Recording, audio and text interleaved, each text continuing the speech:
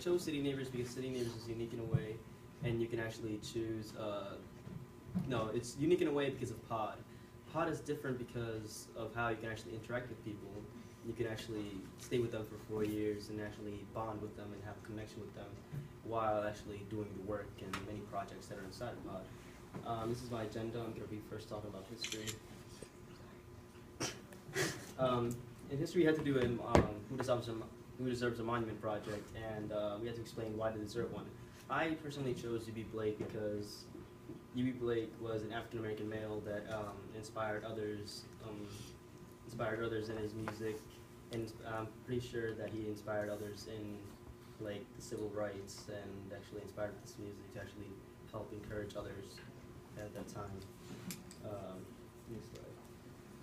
What is a monument? A monument is a building, statue, or structure that can actually help you learn from the past and actually reflect on the past. Now you can actually change the future, if that makes any sense. So you can actually learn from your mistakes and actually understand that. So the steps taken to create the clay monument: you had to first research a famous Baltimorean. You had to do drafts and a final draft. You had to do a biography and you had to explain why they deserve a monument, which was the basis of the whole project. And then you have to sketch and create the clay sculpture. Then you have to spray paint it, which was pretty fun.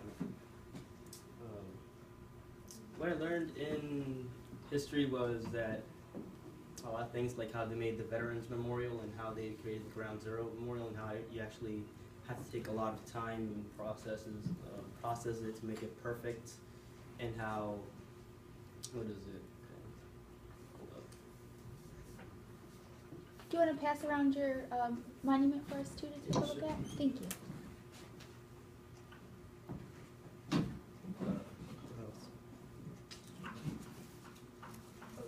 This is also my monument rod.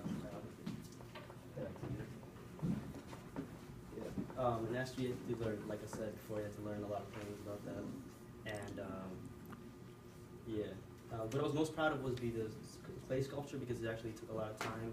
In the clay sculpture, I did a treble clef on top of the monument or the sculpture, because of how U.B. Blake was a pianist and played ragtime, and also did piano keys on the thing. I think that would be I think the thing I would have to improve on would be my essay.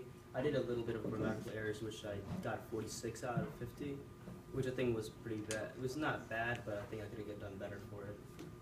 So, Henrietta Lacks. Who was Henrietta Lacks? Henrietta Lacks was an African-American female that had cervical cancer, and her cells were special because how her cells never stopped dividing.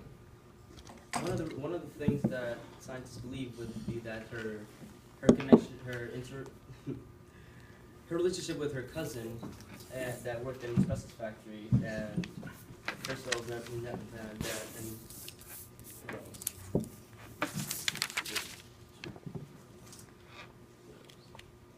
So what's important about her, right? Her cells. Her cells never stop dividing, and that's one of the things that's really important. And so then answer that last question you have up there. The way her HeLa cells, HeLa stands for the first two letters of her name and the last two letters of her first two letters of her last name, and they contribute to science in the way that you can actually get a petri dish or put her cells inside the dish, use the product. For example, if I was a dermatologist, I could actually use her product, put it on her cells, and if the cells died, that you wouldn't want to use the product because it would be harmful to your skin. The steps taken would be we had to read on every Wednesday the Immortal Life of Henrietta Lacks. You have to do multiple drafts and edits. You had to do a final draft, but you also had to explain if she was alive or dead. I chose she was alive because of her cells and how her cells contain her DNA. So basically, that's her blueprints of her. You have to do a fingerprint copy and choose words that represent Henrietta Lacks or our claim. Like I said, I chose Henrietta Lacks to be alive. I chose cells, characteristics, and DNA, though I did make a mistake because I was supposed to choose 6 words, but I accidentally chose 3. But I can explain why I chose cells. I chose cells because of how Johns Hopkins actually took her cells, and they never actually gave credit to Henrietta Lacks. and her family, and her family's really mad about that because they never got any financial gain from their cells, but the cells have been worked all around the world, have been used all around the world. And I chose characteristics because of the 6 characteristics of living things. And lastly, I chose DNA because how her blueprints is what makes her. The DNA is the blueprints of her. What I learned in science would be how her cells actually are really important, and how how cells are the single most living thing, the smallest living thing that we can actually see. We learned about atoms and how everything is made of atoms. We also learned about what was it?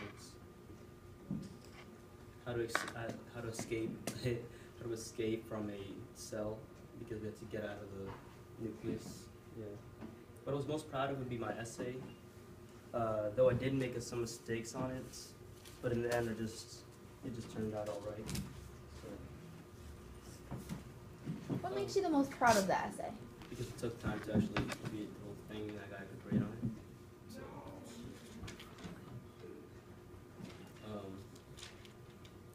some improvements I would do on the essay would be the same as my history. I would actually want to make some grammatical errors and actually put it all together into fix the closure because I didn't think I can actually do closures as well. So, yeah.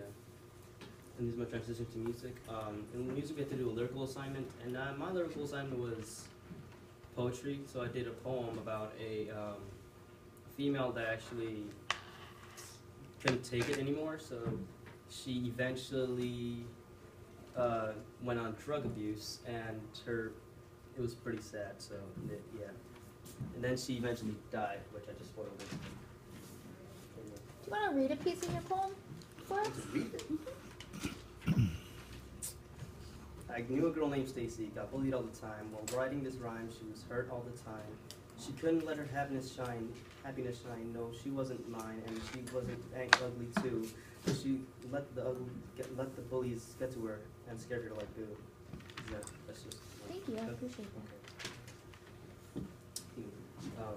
We also had a jazz reflection about Miles Davis. One of the reasons Miles Davis was actually important is because he was a jazz musician, but that's pretty obvious because it's just reflection. Miles Davis was, hold up. I don't write it down. Yeah, write it down. Okay. Miles Davis was born in May 26, 1926. He was a trumpet player. By 1949, he had become a heroin addict and finally claimed himself in 1954.